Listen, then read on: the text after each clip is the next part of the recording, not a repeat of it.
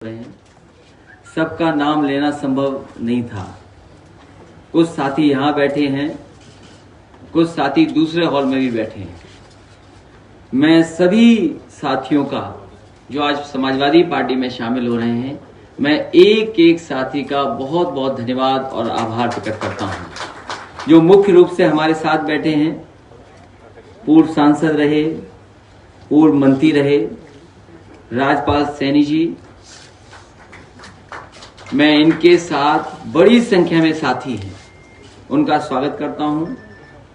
काजल निषाद जी और इनके साथ भी बड़ी संख्या में इनके समाज के लोग, इनसे जुड़े हुए लोग, इनसे प्रभावित लोग, और न केवल यहाँ पर जो कम संख्या में आए हैं, लेकिन बड़ी संख्या में जहाँ जहाँ इनका कार्य क्षेत्र है वहाँ पार्टी में शामिल हो रहे हैं। मैं उन सभी साथियों का बहुत बहुत स्वागत और बधाई देता हूँ। सबसे बड़ी उपलब्धि और सबसे बड़ा धन्यवाद हम अपने बगल में बैठे पंचायती निरंजन अखाड़ा के महामंडलेश्वर, जिनके आने से खुशी भी है और समाजवादी पार्टी में बड़े पैमाने पे साधु संत भी प्रभावित होकर के जुड़ रहे हैं। ऐसे सन्यासी का मैं बहुत बहुत स्वागत करता हूं। आदरणीय महामंडलेश्वर बाल योगी आचार्य श्री स्वामी सत्यात्मानंद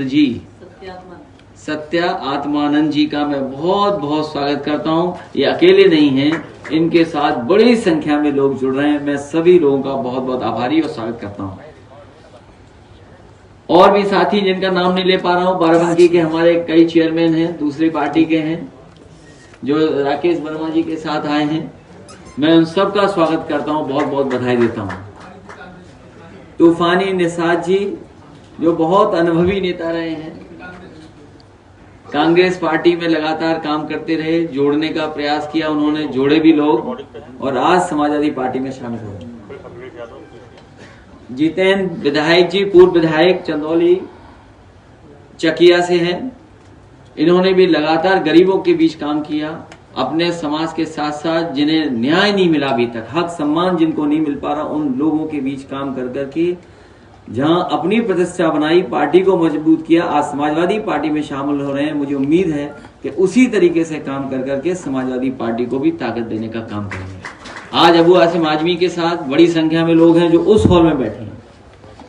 मैं उनका स्वागत करता हूं, उनका धन्यवाद देता हूं, बधाई देता हूं। ये सिलसिला लगातार समाजवादी पार्टी में जोड़ने का चलता रहेगा और हमारी कोशिश होगी कि ज्यादा से ज्यादा लोगों को समाजवादी पार्टी में शामिल कर करके समाजवादी पार्टी का ताकत बने। जो आने वाले समय में सरकार बनाने जा रहे हैं समाजवादी लोग, इसलिए लोग जोड़ने का प्रयास लगातार चलता रहेगा।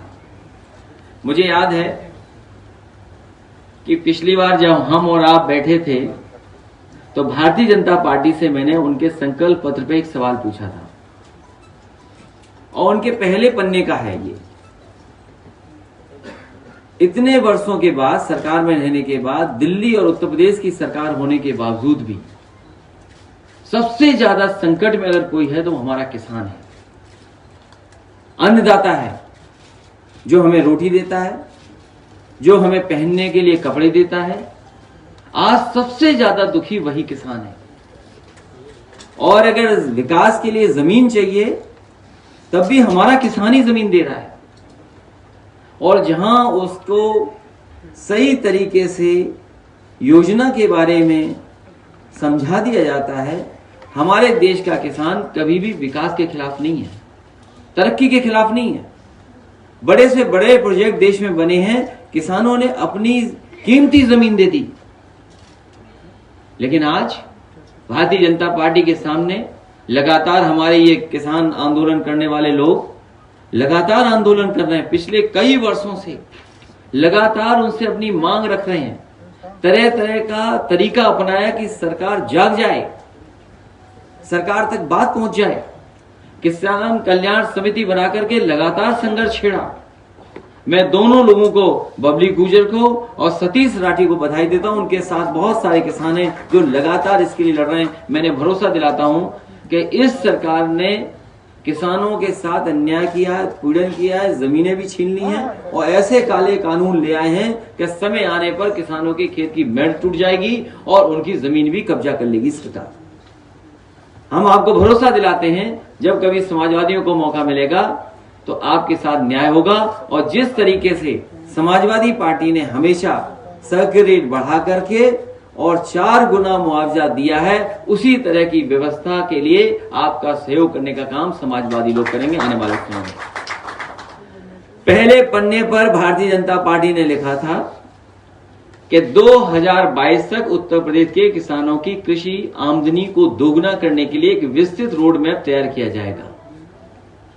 और मंचों से यह कहा, प्रधानमंत्री जी से लेकर के भारतीय जनता पार्टी के सभी नेताओं ने, कि 2022 तक हम किसान की आय को दोगुना कर देंगे। उत्तर प्रदेश का किसान, उत्तर प्रदेश की जनता भारतीय जनता पार्टी से जानना चाहती है जनता कि आखिरकार आज किसान की आय क्या है। आज जो महंगाई बढ़ गई है, जो कीटनाशक दवाइयां महंगी हैं और लगातार महंगाई को बढ़ा रहे हो, आज किसानों की आय क्या है। और 2022 तक वादा किया था किसानों की आय दोगुनी कब हो जाएगी। ये तो पहले पन्ने की बात थी। दूध को लेकर भी उन्होंने बहुत विस्तृत न जाने कितनी जानकारी दी है कि डेयरी प्रोडक्ट्स और मिल्क को लेकर के बड़े पैमाने पर योजनाएं तैयार होंगी। राष्ट्रीय डेयरी विकास बोर्ड की सहायता से हर जिले में 4 जिलों में समूह में एक संपूर्ण मिल्क प्रोसेसिंग डेयरी की स्थापना की जाएगी। समाजवादी सरकार थी तो 2 अमूल के बड़े बड़े प्लांट लगे थे जिनके 5 लाख लीटर प्रतिदिन का प्रोक्योरमेंट है। एक कानपुर देहात में, एक लखनऊ में अमूल का प्लांट लग गया था। इटावा में मदर डेयरी का नेताजी ने लगवाना शुरू किया था, उसको पूरा करने का काम पिछली सरकार में, समाजवादी सरकार में हुआ। 15 लाख के अलावा जो उत्तर प्रदेश की अमूल से पुरानी है पराग, उसमें भी हजारों करोड़ रुपया लगा करके उसको भी पटरी पे लाने का काम किया था। आज हम जानना चाहते हैं भारतीय जनता पार्टी से, उनके ही घोषणा पत्र से, उन्हीं के संकल्प पत्र से दूसरा सवाल कि उनके तो गुजरात से संबंध अच्छे हैं, गुजरात से संबंध अच्छे हैं, तो आखिरकार अमूल का प्लांट वही जो समाजवादियों ने लगाए थे वही लगे हैं। आखिरकार वो नए प्लांट क्यों नहीं लाए 4.5 साल में? उनको किसने रोका था? और समाजवादी सरकार चली गई। जो उत्तर प्रदेश में अमूल के प्लांट लगे हैं वहां उत्तर प्रदेश के किसानों का दूध नहीं लिया जा रहा है। उत्तर प्रदेश में जो अमूल के डेयरी प्लांट लगे हैं उसमें उत्तर प्रदेश के किसानों का दूध नहीं लिया जा रहा, उनका प्रोक्योरमेंट नहीं किया जा रहा है। वो भी दूध गुजरात से ला करके अमूल के प्लांटों में दिया जा रहा है। जब गुजरात से आप ला सकते हैं, हमारे किसानों का क्यों नहीं ले रहे हैं आप? और आज भी हजारों करोड़, यहां वेस्टर्न यूपी के लोग बैठे हैं, हमारे प्रमोद त्यागी जी जिलाध्यक्ष बैठे मुजफ्फरनगर के, राजपाल सैनी जी पूर्व मंत्री रहे, और लोग भी हैं, वो जानते होंगे पूरे उत्तर प्रदेश के किसानों का बकाया आज है गन्ने का। सरकार कहती हमने भुगतान किया है। सवाल भुगतान का नहीं है, सवाल बकाया का है। इसलिए इन सवालों को यहीं छोड़ता हूं मैं। अभी लगातार हम और आप मिलते रहेंगे। पहले सवाल का जवाब नहीं मिला क्योंकि मुख्यमंत्री जी किसी और भाषा को जानते हैं, उनके कानों तक किसानों की भाषा नहीं पहुंचती, किसानों की पुकार नहीं पहुंचती। उन्हें तो चुनाव को दूसरी तरफ लेना आना है। मैं तो केवल एक ही कहूंगा बात, भारतीय जनता पार्टी के मुख्यमंत्री जी को अपनी भाषा पर संतुलन रखना चाहिए। कल मैंने इंटरव्यू सुना है, हमारा आपका मुद्दों पे झगड़ा हो सकता है, लेकिन अगर हमारे पिताजी के लिए कुछ कह रहे हो तो तैयार रहना अपने आपके पिताजी के लिए भी मैं कुछ कह दूंगा। इसलिए मुख्यमंत्री जी अपनी भाषा का संतुलन रखें, और जिनका आप स्वागत कर रहे हो उनको आपने लूटा है पूरा का पूरा लोकतंत्र। जिला पंचायत अध्यक्ष और ब्लॉक प्रमुख का स्वागत कर रहे हैं आप, उन लोगों का स्वागत कर रहे हैं जहां पर अपमानित हुई थी बहनें हमारी, उनके कपड़े छीन लिए गए थे ब्लॉक प्रमुख बनने के लिए, जिला पंचायत अध्यक्ष बनने के लिए खुलेआम पैसा दिया गया, आप उनका स्वागत कर रहे हैं। इससे बड़ा पाप लोकतंत्र में कोई नहीं कर सकता। मैं प्रेस के लोगों का बहुत बहुत धन्यवाद देना चाहता हूं और उम्मीद है कि ये 2 सवाल पूछे गए हैं किसान को लेकर के और किसान के डेयरी प्रोडक्ट्स को लेकर के, शायद सरकार इनका जवाब देगी। एक सवाल है, सरकार के मंत्री हैं आनंद स्वरूप शुक्ला, उन्होंने बाकायदा एक बाइट दी है और कहा है कि जो लोग अशुद्ध हैं वो सम्मेलन कर रहे हैं प्रबुद्ध वर्ग के, उन्होंने अशुद्ध वर्ग इस्तेमाल किया विपक्ष के लिए। देखिए, कौन किससे सीख रहा है आप भी जानते हो। मुख्यमंत्री जी की भाषा क्या रही है आप उससे भी जानिए। क्या मैं आपके पिताजी को अब्बू जान कह के बुला सकता हूँ? आपका नाम क्या है आप बताइए ना। हाँ सोचिए आप, ये भाषा मुख्यमंत्री होगी। जिस मुख्यमंत्री की भाषा ऐसी हो उसके मंत्री उसके सहयोगी कैसी भाषा बोलेंगे? क्या उम्मीद करोगे? आज सबसे ज्यादा दलित पिछड़े मुसलमान जेल में हैं, कौन जिम्मेदार है इसके लिए? अच्छा, मुख्यमंत्री जी ही कल भाजपा कार्यकर्ताओं को संबोधित कर रहे थे, तो वहां उन्होंने सोशल मीडिया को बेलगाम घोड़ा कहा और कहा कि आपको यानी आप सोच लीजिए, अगर आप सच दिखाने लगे तो आप भी बेलगाम घोड़े बोले जाओगे। अच्छा, क्वेश्चन है इसके बाद में। उन्होंने कहा कि सोशल मीडिया पर नियंत्रण करना होगा भाजपा कार्यकर्ताओं को, ताकि इस बेलगाम घोड़े को नियंत्रित किया जा सके, उस पर लगाम लगाई जा सके। आप इसको कैसे देखते हैं? 2014-2017 का चुनाव सोशल मीडिया पे सबसे ज्यादा अफवाह, सबसे ज्यादा गुमराह, सबसे ज्यादा फर्जी फेक वीडियोस, ऑडियोज, फर्जी काम करने का काम भारतीय जनता पार्टी ने किया। आज जनता जब जागरूक हो गई है, जब इंटरनेट के पेनिट्रेशन गांव तक पहुंच गया है, 4G का अगर किसी ने नेटवर्क सबसे ज्यादा उत्तर प्रदेश में बढ़ाया था तो समाजवादी सरकार ने बढ़ाया था, जिसकी वजह से गांव आज इंटरनेट पहुंच गया।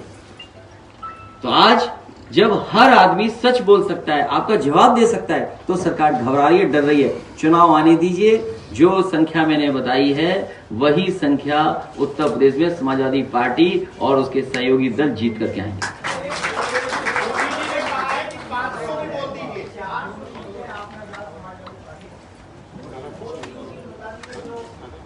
उसका जवाब मैं दे चुका हूं।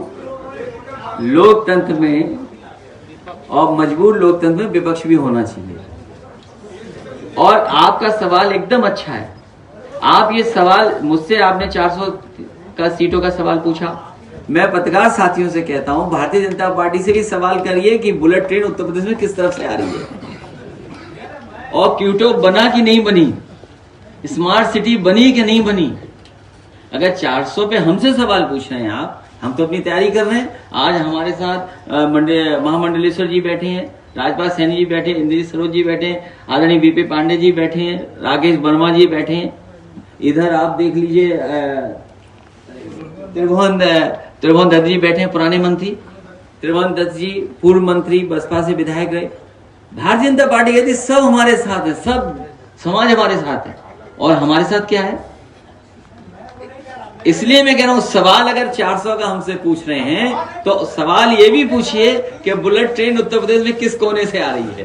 अध्यक्ष जी, मुख्यमंत्री जी आज भी जिला पंचायत अध्यक्ष और ब्लॉक प्रमुखों से संवाद कर रहे थे, तब उन्होंने कहा कि हम लोग चुनाव कराना, उन लोगों को खर्चा दे रहे होंगे, जो खर्च हो गया उसके लिए खर्चा दे रहे होंगे। वहाँ पर ये कह रहे हैं कि आप जो संवाद किए, जो जब चुनाव करवाना चाह रहे थे तब विपक्ष नहीं चाह रहा था कि चुनाव हो, विपक्ष नहीं चाहता कि विकास के काम आगे बढ़े। ये मुख्यमंत्री जी के बयान है, भी क्या कहेंगे? पूरे देश ने देखा है कि हमारी बहनों के साथ कैसा व्यवहार भारतीय जनता पार्टी ने किया। ये चुनाव डीएम और एसपी ने जिताया है। अखिलेश जी